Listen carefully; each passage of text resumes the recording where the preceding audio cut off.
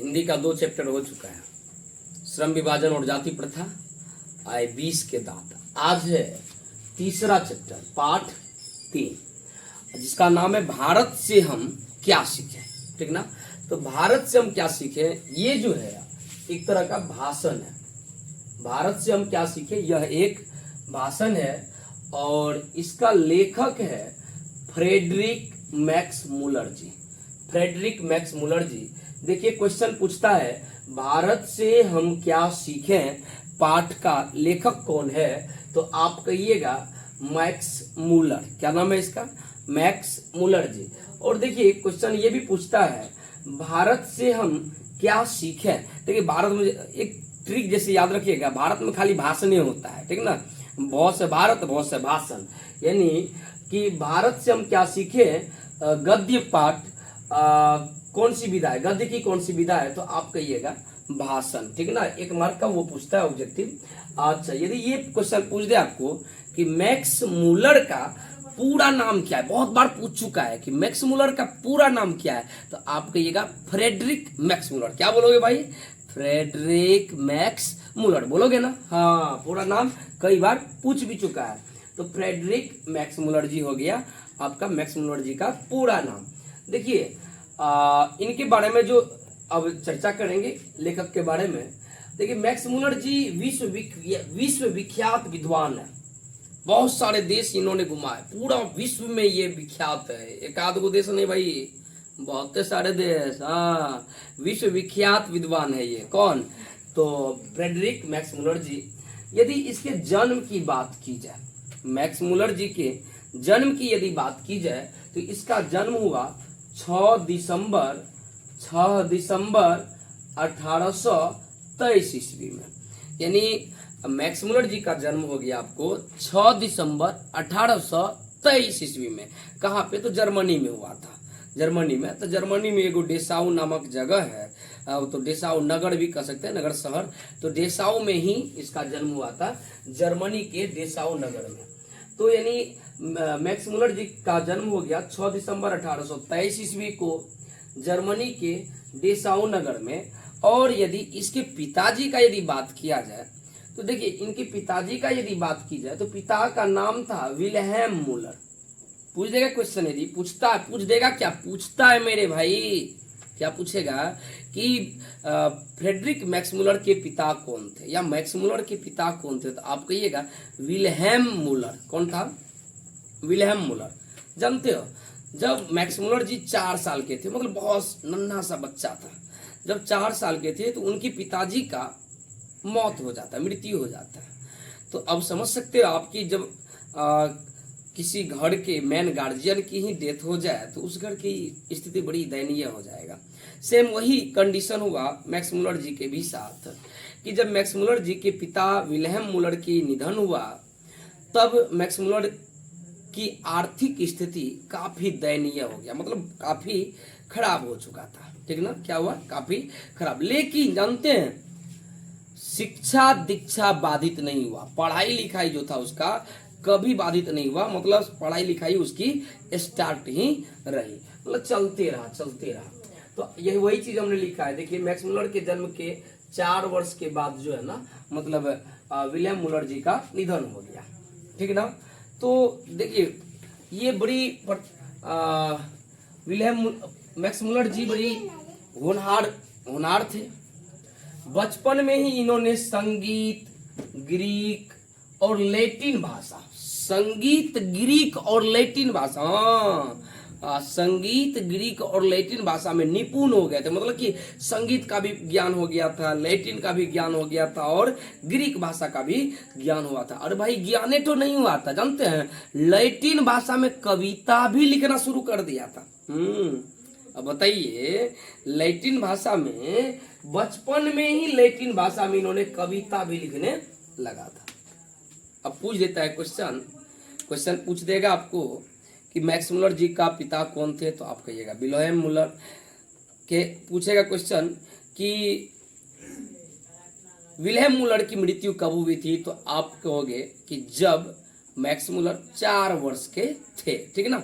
अब ये भी क्वेश्चन पूछता है कि मैक्स मुलर बचपन में ही किस भाषा में कविता लिखना प्रारंभ कर दिया था, आरंभ कर दिया था? तो लैटिन भाषा में। कह देगा कि मैक्स मुलर बचपन में ही किस भाषाओं में निपुण हो गए थे? तो आपको हमने बताया तीन, एगो संगीत, एक था आपको लैटिन, एक था आपको ग्रीक। जानते हैं जब मैक्स मुलर 18 वर्ष का था, मात्र 18 वर्ष का, तभी वह लिपजिंग विश्वविद्यालय में, कौन सा विश्वविद्यालय? लिपजिंग विश्वविद्यालय, लिपजिंग विश्वविद्यालय, अब लिप्स पे न ध्यान चल जाए, लिपजिंग विश्वविद्यालय में मैक्स मुलर जी संस्कृत पढ़ना शुरू कर दिया था। तो क्वेश्चन पूछता है, देख लीजिए, आप कह रहे हैं यहाँ पे 18 वर्ष की उम्र में लिपजिंग विश्वविद्यालय में संस्कृत का अध्ययन प्रारंभ कर दिया। तो यानी क्वेश्चन पूछता है कि किस उम्र में मैक्स मुलर संस्कृत का अध्ययन प्रारंभ कर दिया? तो आप कहिएगा 18 वर्ष की उम्र में। ओके, या इसी क्वेश्चन को पूछ सकता है आपको कि मैक्स मुलर ने किस विश्वविद्यालय में संस्कृत का अध्ययन प्रारंभ कर दिया था? तो आप कहिएगा क्या? लिपजिंग विश्वविद्यालय। या इसी क्वेश्चन को देखिए दूसरा तरीका से पूछ सकता है कि मैक्स मुलर ने लिपजिंग विश्वविद्यालय में किस विषय का अध्ययन प्रारंभ कर दिया था? तो आप कहिएगा संस्कृत। ओके ना, समझ में आ रही है ना? तो शांति बना के रखें, ध्यान पूर्वक देखें। अब देखिए, ये क्वेश्चन बड़ी ही इंपॉर्टेंट है, एग्जाम में पूछता है कि हितोपदेश का जर्मन भाषा में अनुवाद किसने करवाया? तो देखिए, हितोपदेश था संस्कृत भाषा में था हितोपदेश।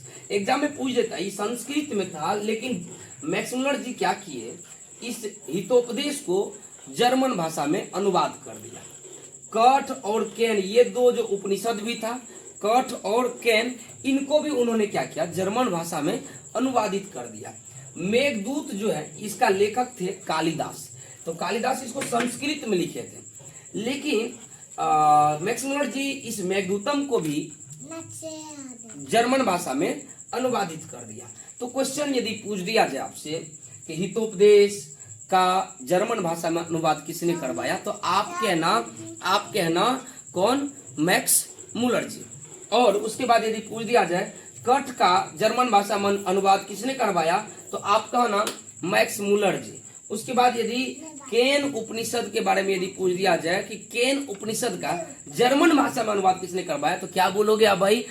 मैक्स मुलर जी, ठीक ना? अच्छा, ध्यान पूर्वक रहिए। हाँ, उसके बाद देखिए, मेघदूतम संस्कृत में था। सबसे पहले एक चीज और देख लीजिए, मेघदूतम का लेखक है कालिदास, लेकिन जानते हैं ये संस्कृत में लिखा हुआ था, तो संस्कृत से जर्मन भाषा में अनुवाद कराने का काम किया कौन? मैक्स मुलर जी। ये सब यानी हितोपदेश, कठ, कैन और मेघदूतम चारों का अनुवाद जर्मन भाषा में कराने का काम किया मैक्स मुलर जी। 1868 ईस्वी की बात है कि रानी विक्टोरिया मैक्स मुलर को इनवाइट करती है कि आप आइए ओसबोर्न प्रासाद, और यहाँ पर हम संस्कृत और ऋग्वेद, और क्या? संस्कृत और ऋग्वेद की तुलना करेंगे यूरोपीय भाषा से। किस भाषा से? यूरोपीय भाषा से। याद रखना आप लोग कि रानी विक्टोरिया 1868 ईस्वी में मैक्स मुलर को इनवाइट करती है कि आप आइए हमारे ओसबोर्न प्रासाद, वहां के महल का नाम था ओसबोर्न प्रासाद, आइए, यहाँ पर आपको इनवाइट है, और यहाँ पर हम करेंगे क्या? ऋग्वेद और संस्कृत की तुलना करेंगे यूरोपीय भाषा से। इस पर आपको अपना भाषण देना है। जानते हैं जब 1868 ईस्वी में मैक्स मुलर साहब गए ओसबोर्न प्रासाद, और वहां पर जब ऋग्वेद और संस्कृत भाषा की तुलना यूरोपीय भाषा के साथ करने लगे, तो सुन करके रानी विक्टोरिया काफी प्रभावित हो गई, जानते हैं, और काफी खुश होकर के वहां के सबसे बड़े पुरस्कार का नाम था नाइट की उपाधि दे देती है कि आपको हम नाइट की उपाधि दे रहे हैं। लेकिन जानते हैं मैक्स मुलर साहब क्या बोले ना, ये बहुत तुच्छ पुरस्कार है, मतलब बहुत छोटा पुरस्कार है। हाँ, ये बहुत छोटा पुरस्कार है, यह पुरस्कार हम नहीं ले सकते हैं। यानी क्या किए मैक्स मुलर साहब नाइट की उपाधि को लौटा दिया। याद रहेगा आप लोगों को कि रानी विक्टोरिया मैक्समुलर जी को क्वेश्चन यदि पूछ देगा कि रानी विक्टोरिया मैक्समुलर को कब आमंत्रित की थी, तो आप कहिएगा 1868 ईस्वी में। या क्वेश्चन पूछ सकता है आपको कि रानी विक्टोरिया नाइट की उपाधि कब दी थी, तो 1868 ईस्वी में। या मैक्समुलर को नाइट की उपाधि कब मिला था, तो 1868 ईस्वी में। याद रखना मेरे भाई। और देखो मैक्समुलर जी भारत भक्त थे। अरे भाई जन्मे न हुआ था जर्मनी में, तो भारत भक्त था, लेकिन वो उसके बाद संस्कृत अनुरागी थे, मतलब संस्कृत का ज्ञान कूट कूट के भरा हुआ था उसके अंदर। और वेदों के प्रति अगाध आस्था था, वेद के प्रति काफी आस्था श्रद्धा था उसका। वेद 4 है, एक है ऋग्वेद, एक है यजुर्वेद, एक है सामवेद, एक है अथर्ववेद, ठीक है ना। सबसे पुराना वेद है भैया कौन, ऋग्वेद। याद रखना, संस्कृत में तो पूछता भी है, संस्कृत वाली क्लास में हम निश्चित पढ़ाएंगे बढ़िया से, ठीक।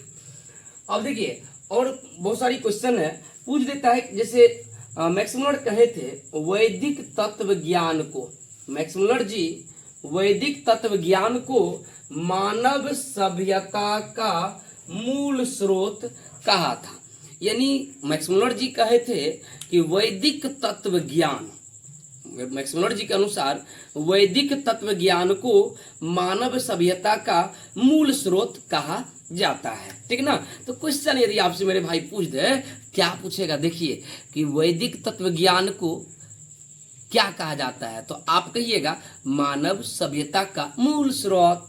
क्या कहिएगा, मानव सभ्यता का मूल स्रोत। यदि ये पूछ दिया जाए कि मानव सभ्यता का मूल स्रोत किसे कहा जाता है, तो आप कहिएगा कि वैदिक तत्व ज्ञान को। हाँ, एक और क्वेश्चन इस पे पूछ सकता है आपको, किसने कहा था, क्या किसने कहा था वैदिक तत्व ज्ञान मानव सभ्यता का मूल स्रोत है, तो मैक्समुलर, ठीक ना। अब देखिए एक और क्वेश्चन है, स्वामी दयानंद जी मैक्समुलर को वेदांतियों का वेदांती भी कहा है। क्वेश्चन पूछ देता है कि वेदांतियों का भी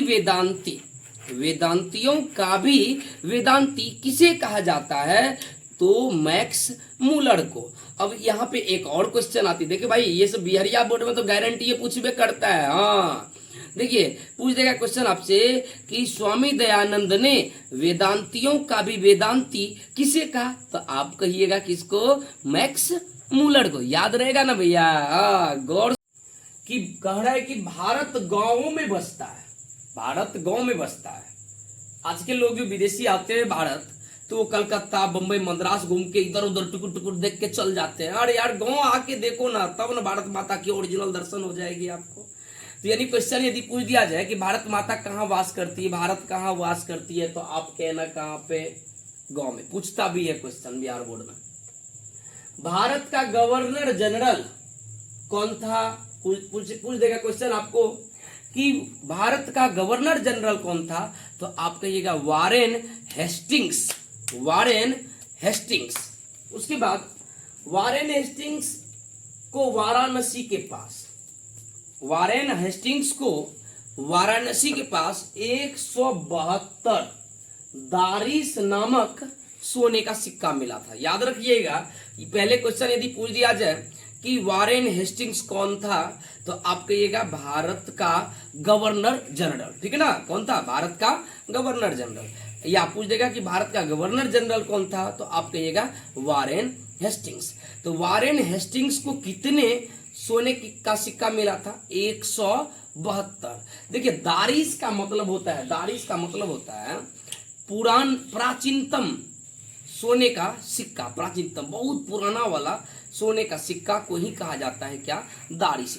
वारेन हेस्टिंग्स सोचते हैं कि यदि 172 सोने का सिक्का हम ईस्ट इंडिया कंपनी के निदेशक मंडल को रखने के लिए दे देते हैं, तो ईस्ट इंडिया कंपनी के निदेशक मंडल समझेंगे कि भाई ये तो सर्वोत्तम दुर्लभ चीज है, यह तो सर्वोत्तम दुर्लभ चीज है, मतलब कि ये जल्दी मिलने वाला नहीं है। वो उस सोने के सिक्के को बचा के सही ढंग से रख देंगे। लेकिन जब वारेन हेस्टिंग्स जी इंग्लैंड लौटा, यहाँ से, कहाँ से, तो मतलब भारत से। देखिए पहले गवर्नर जनरल था, जिस तरह अभी प्रधानमंत्री राष्ट्रपति होता है ना, उसी तरह पहले होता था ईस्ट इंडिया कंपनी का गवर्नर जनरल, ठीक है ना। तो जब ये इंग्लैंड लौटा तब जब ये खोजने लगा वो दारिस नामक सोने का सिक्का, तो इसको पता चला कि ईस्ट इंडिया कंपनी के निदेशक मंडल उस सोने के सिक्के को गला पचा के राफ साफ कर दिया है। तो ये आपने देख लिया कि पूछ देगा क्वेश्चन कि वारेन हेस्टिंग्स को कितने सोने का सिक्का मिला था, तो आप कहिएगा कितना, 172। कहां पर मिला था, तो वाराणसी के पास। एक क्वेश्चन आता है कि शाहनामा का, कई बार पूछा भी जा चुका है, हो सकता है तो अब की बार भी पूछेगा। शाहनामा का रचना काल क्या है, तो आप कहिएगा 10वीं 11वीं सदी। 10वीं 11वीं सदी हो गया शाहनामा का रचना काल, ठीक है ना। उनके बाद देखिए, आग का लैटिन शब्द होता है इग्निस, और आग को संस्कृत में कहा जाता है अग्नि। क्या कहते हैं इसको, अग्नि। आग को संस्कृत में कहते हैं अग्नि, और आग को लैटिन में कहते हैं इग्निस, ठीक है ना। सबसे यदि प्राचीनतम भाषा है तो वो है संस्कृत। क्वेश्चन कई बार पूछता है कि सबसे प्राचीनतम भाषा कौन है, तो उसको कहा जाता है क्या, क्या कहा जाता है, संस्कृत। यानी सबसे प्राचीनतम भाषा हो गई क्या, आपको संस्कृत। देखिए कहा भी गया है संस्कृत में, सर्वेषु भाषासु जननी संस्कृता अस्ति। जितनी भी भाषा उत्पन्न हुई है सभी भाषाओं को जन्म देने वाली भाषा है संस्कृत, अर्थात संस्कृत भाषाओं की जननी है, ठीक है ना, प्राचीनतम भाषा हो गया। और 1783 ईस्वी की बात है, सर विलियम जोन्स जी, जो उस उम्र में, जो 37 वर्ष के थे उस टाइम में, 37 वर्ष के उम्र में सर विलियम जोन्स 1783 ईस्वी में भारत आए थे। तो क्वेश्चन पूछता है कि सर विलियम जोन्स भारत कब आए थे, तो आप क्या बताओगे, 1783 ईस्वी में। सर विलियम जोन्स भारत कब आए थे, तो 1783 ईस्वी में। उस वक्त सर विलियम जोन्स कितने उम्र का था, तो 37 वर्ष का। ये सब याद रखने का चीज है। यदि मेरे भाई एक क्वेश्चन पूछ दिया जाए, सर्वविध संपदा और प्राकृतिक सौंदर्य से परिपूर्ण, सर्वविध संपदा और प्राकृतिक सौंदर्य से परिपूर्ण कौन सा देश है, तो आंसर मारना आप, अपना देश। क्या मेरे भाई, भारत। देखना भाई, जब भी बड़ाई की बात होगी, मैं एक ट्रिक दे रहा हूं आपको, जब भी किसी देश की बड़ाई की बात होगी या बड़ाई वाला क्वेश्चन पूछा जाएगा देश का, तो ज्यादातर होता है भारत ही। भारत में आप आंख मूंद करके टिक कर देना, क्योंकि यहाँ पे देखो बड़ाई का ही बात है। सर्वविध संपदा और प्राकृतिक सौंदर्य से परिपूर्ण कौन सा देश है, तो भारत। और यदि यहाँ भी एक और क्वेश्चन है, मानव मस्तिष्क की उत्कृष्टतम उपलब्धियों का सर्वप्रथम साक्षात्कार किस देश ने किया, तो इसका भी आंसर हम कहेंगे भारत ही। तो इनको ध्यान में रखिएगा।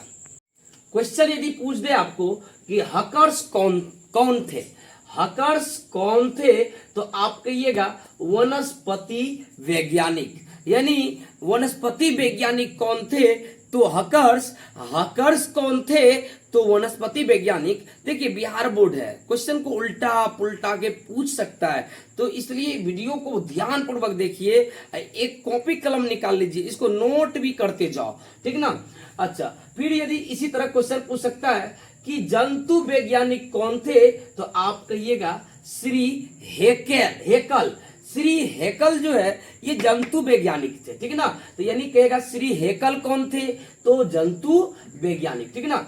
एक क्वेश्चन पूछता है, कई बार पूछा भी है मेरे भाई, विश्वास नहीं होता है तो आप अपनी बिहार बोर्ड का क्वेश्चन बैंक उल्टा के देख सकते हो कि प्लेटो का संबंध किस देश से है। प्लेटो का संबंध किस देश से है, तो आप कहिएगा भारत। यानी प्लेटो का संबंध भारत से है। फिर यदि क्वेश्चन एक और पूछ देगा आपको कि मुंडा कौन सा भाई, बेलमुंडा नहीं भाई, बेलमुंडा नहीं, टकला जिसको बोलते हैं वो नहीं, मुंडा किस देश की जनजाति है, तो आप कहिएगा भारत का भाई, भारत। सॉरी देखिए प्लेटो जो है ना, भारत से इसका संबंध नहीं है, यूनान से है इसका। सॉरी प्लेटो का संबंध यूनान से मेरे भाई। ये मुंडा जो है ना भारत देश की जनजाति है, ठीक। उसका निरिवंश, ये निरिवंश विद्या निरिवंश विद्या का संबंध कहेगा कि किससे है, निरिवंश विद्या का संबंध किससे है, तो आप कहिएगा मानव विज्ञान से। किससे भाई?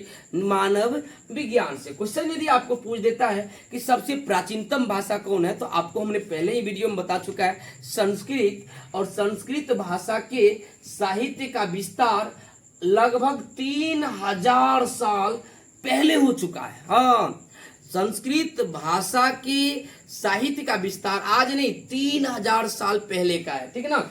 और भारत से हम क्या सीखे पाठ का, देखिए भारत से हम क्या सीखे पाठ, ये था जर्मन भाषा में। मैक्स मुलर जी जब लिखे थे भारत से हम क्या सीखे हैं, तो ये जर्मन भाषा में था। तो इस चीज को भारतीय लोग तो नहीं पढ़ पाते थे। इसमें भारत की बड़ाई बहुत हद तक की गई है, भारत का ही जहां तक प्रशंसा की गई है इस पाठ में। तो भाई जर्मन भाषा में था, तो इंडियन लोग इसको पढ़ नहीं पाता था। तो भवानी शंकर त्रिवेदी जी क्या किए, भवानी शंकर त्रिवेदी ये क्या किया, भारत से हम क्या सीखे पाठ को जर्मन भाषा से हिंदी भाषा में ट्रांसलेट कर दिया, अनुवादित कर दिया। तो क्वेश्चन पूछता है कि भारत से हम क्या सीखे पाठ को जर्मन भाषा से हिंदी में भाषांतरण किसने किया, तो भवानी शंकर त्रिवेदी ने। ठीक ना, कंफर्ट दिमाग में एडजस्ट हो रही है ना। यदि मैक्स मुलर जी के निधन की बात की जाए, तो इसका निधन हुआ 28 अक्टूबर 1900 ईस्वी को। 28 अक्टूबर 1900 ईस्वी को मैक्स मुलर जी का निधन हुआ। यदि वीडियो आपको अच्छा लगा हो तो आप वीडियो को लाइक जरूर करें, क्योंकि यदि आप लाइक करते हैं तब हमारी हौसला बढ़ती है और तब हमको एनर्जी मिलती है कि अगला सब चैप्टर का भी हमें वीडियो बनाना है। और यदि आप चैनल पे नए हैं तो आप चैनल को सब्सक्राइब जरूर कर दें। और चौथा चैप्टर का वीडियो कल आने वाला है। हम लगातार 1 महीना के अंदर में आपकी 10th की हिंदी गारंटी समाप्त करने वाला हूं।